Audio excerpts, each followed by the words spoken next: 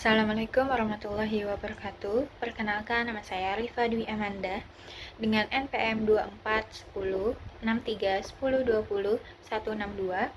dari Prodi S1 Manajemen kelas 2G. Jawaban dari nomor 1 adalah iman keyakinan yang mendalam terhadap ajaran agama. Seorang manajer yang memiliki iman yang kuat akan memiliki kepercayaan diri dan motivasi yang tinggi dalam mengambil keputusan. Islam mengacu pada tindakan nyata yang dilakukan sesuai dengan syariat Islam. Seorang manajer harus menerapkan prinsip-prinsip Islam dan berusaha untuk menciptakan lingkungan kerja yang adil dan transparan. Kemudian ihsan berarti berbuat baik dan memberikan yang terbaik dalam setiap tindakan. Seorang manajer yang berpegang teguh pada ihsan akan berusaha untuk memenuhi kewajibannya dan memberikan yang terbaik kepada tim. Kemudian contoh nyata dari situasi yang mungkin akan dihadapi adalah seorang manajer menghadapi konflik antar anggota tim proyek. Melalui iman, yakin bahwa setiap orang memiliki potensi baik dan konflik bisa diselesaikan dengan secara bijak. Kemudian dengan Islam, menerapkan keadilan dengan mendengarkan semua pihak sebelum mengambil keputusan. Kemudian yang terakhir adalah dengan ihsan, menciptakan suasana damai, misalnya melalui musyawarah untuk mencari solusi bersama.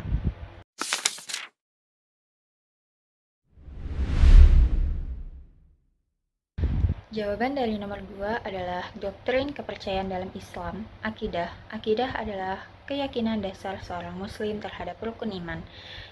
Percaya kepada Allah, malaikat, kitab, rasul, hari akhir, qada dan qadar. Akidah menanamkan nilai ketauhidan, tanggung jawab moral, dan kesadaran akan akhlak. Kemudian implikasi terhadap interaksi antaragama dalam konteks manajemen adalah yang pertama, toleransi. Islam memerintahkan untuk hidup berdampingan secara damai dan tidak ada pemaksaan dalam beragama. Yang kedua ada adil. Seorang manajer yang beragama muslim wajib bersikap adil kepada semua tanpa memandang agama lain. Yang ketiga ada kerjasama, bekerja sama secara profesional dengan non-muslim dan tetap sesuai syariat Islam. Lalu yang keempat ada dialog dan komunikasi, berkomunikasi dengan non-muslim secara terbuka dan jujur supaya menghindari konflik yang ada. Yang terakhir, yang kelima adalah etika dan moralitas. Untuk mengambil keputusan harus mempertimbangkan dampak yang menyangkut pemangku kepentingan dengan agama yang berbeda. Contoh nyatanya seperti seorang manajer yang beragama muslim pada perusahaan multinasional harus menunjukkan toleransi dengan memberikan hak ibadah dan cuti keagamaan kepada karyawan yang beragama lain.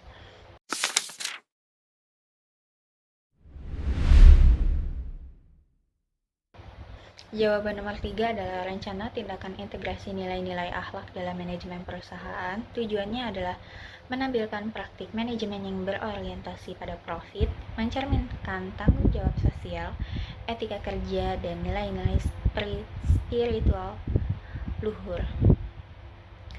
Kemudian langkah-langkah dari penerapan nilai-nilai akhlak tersebut adalah yang pertama, identifikasi nilai inti perusahaan, menetapkan nilai-nilai etika utama yaitu jujur, sidik, amanah, adil, tanggung jawab, dan kasih sayang.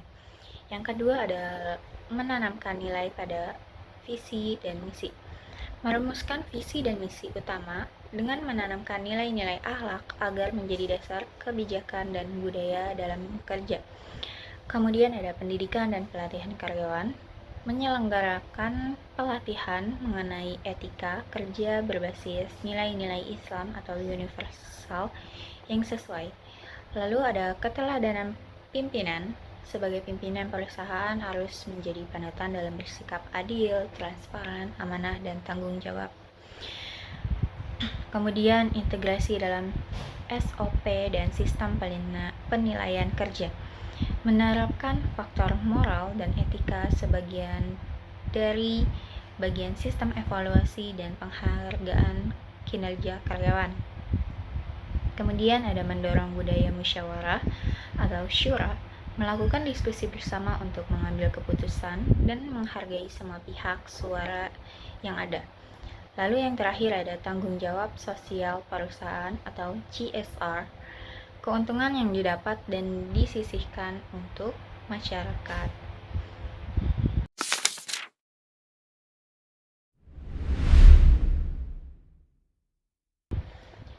Jawaban dari nomor 4 adalah menghormati senior dan atasan sebagai figur orang tua.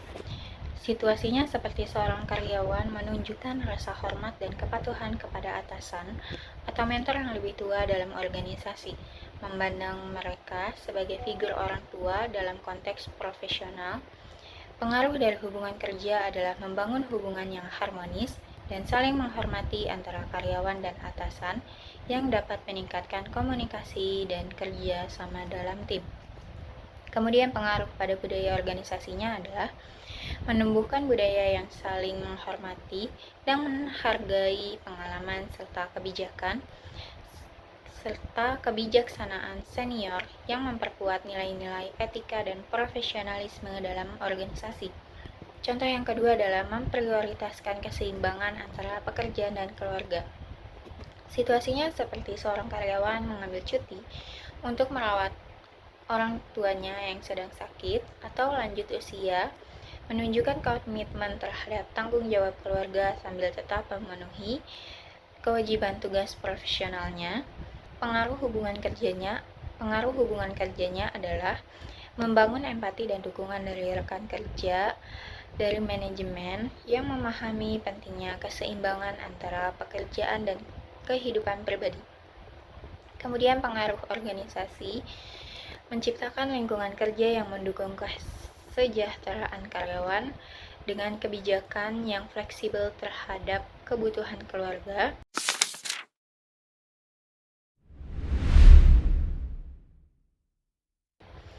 Jawaban dari nomor 5 adalah yang pertama, Al-Quran, sumber utama ajaran Islam yang memuat pedoman keadilan, tanggung jawab, dan etika dalam pengambilan keputusan. Yang kedua ada hadis, ucapan dan tindakan Nabi Muhammad SAW yang menjelaskan dan mengaplikasikan Al-Quran dalam kehidupan yang nyata. Yang terakhir, yang ketiga ada ijma, kesepakatan para ulama atas suatu hukum, mencerminkan pentingnya musyawarah dan persatuan dalam pengambilan keputusan. Selanjutnya ada penggunaan praktik sehari-hari dalam sumber-sumber tersebut. Yang pertama, Al-Quran dalam praktik manajemen adalah dalam mengelola gaji dan bonus, seorang manajer harus adil dan tidak diskriminatif. Sesuai dengan Quran surat An-Nisa ayat 58, sesungguhnya Allah menyuruh kamu menyampaikan amanat kepada yang berhak menerimanya. Kemudian Al-Quran dalam praktik secara umum adalah dalam berdagang di pasar, seseorang menerapkan kejujuran karena Al-Quran memerintahkan untuk tidak mengurangi timbangan dalam Quran surat Al-Mutaffifin ayat 1-3. Sumber hadis. Yang kedua ada sumber hadis, yaitu dalam praktik manajemen adalah seorang manajer menunjukkan integritas dalam menyusun strategi bisnis. Nabi bersabda, setiap kalian adalah pemimpin dan akan dimintai pertanggungjawaban atas kepemimpinannya. Hadis riwayat Bukhari dan Muslim. Lalu hadis dalam praktik secara umum adalah menjaga kebersihan dalam kehidupan rumah tangga, menjaga kebersihan karena kebersihan adalah sebagian dari iman. Hadis riwayat Muslim. Lalu yang ketiga ada sumber ijma dalam manajemen adalah dalam konteks modern seperti WFA atau work from home, manajer dapat menggunakan ijma ulama kontemporer dalam menetapkan kebijakan kerja fleksibel yang tetap adil dan produktif. Lalu Sumber ijma pada praktik secara umum adalah salah satunya adalah tata cara ibadah. Pada sholat tarawih berjamaah ada yang 20 rakaat yang telah diterapkan atas dasar kesepakatan ulama atau yang disebut dengan ijma.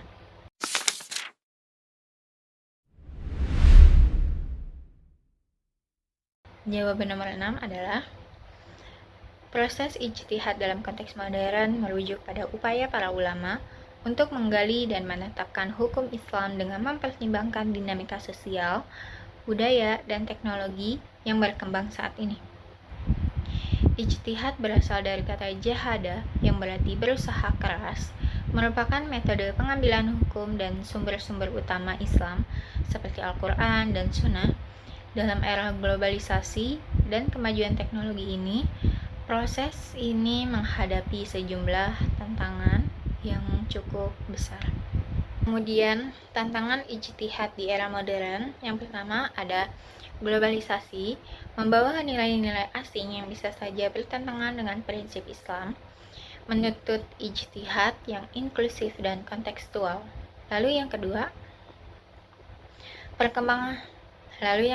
ada perkembangan teknologi, munculnya isu-isu baru seperti etika digital, privasi, dan hak asasi, menuntut pemahaman yang cermat dan responsif. Lalu yang ketiga ada pluralisme sosial. Dalam masyarakat multikultural seperti Indonesia, hukum Islam harus adaptif dan menjaga harmoni sosial. Dan yang terakhir, keempat, ada skeptisme masyarakat. Kurangnya kepercayaan publik pada hasil ijtihad modern menuntut proses yang lebih transparan dan akuntabel.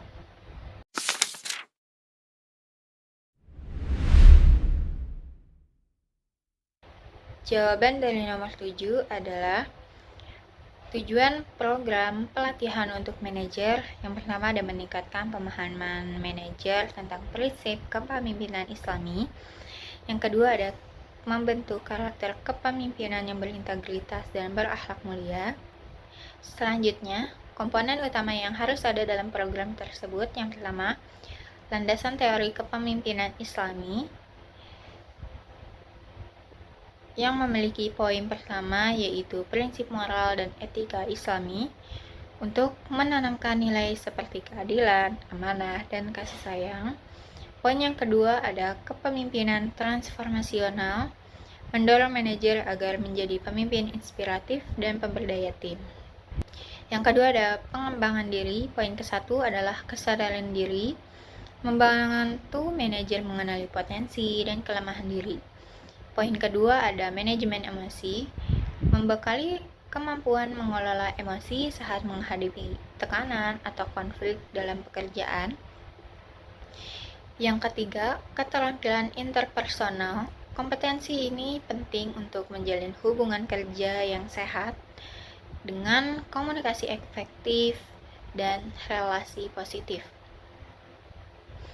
Yang keempat ada implementasi nilai Islam dalam praktik manajerial dengan keputusan berbasis nilai Islam yang mengambil keputusan secara adil dan etis.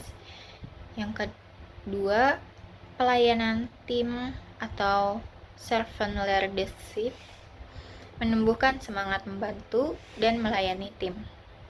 Kemudian yang kelima ada evaluasi dan tindak lanjut, yaitu dengan umpan balik peserta, evaluasi pengalaman dan efektivitas selama pelatihan, dan yang kedua pendampingan berkelanjutan, mentoring atau pembinaan agar nilai-nilai yang dipelajari diterapkan di tempat kerja.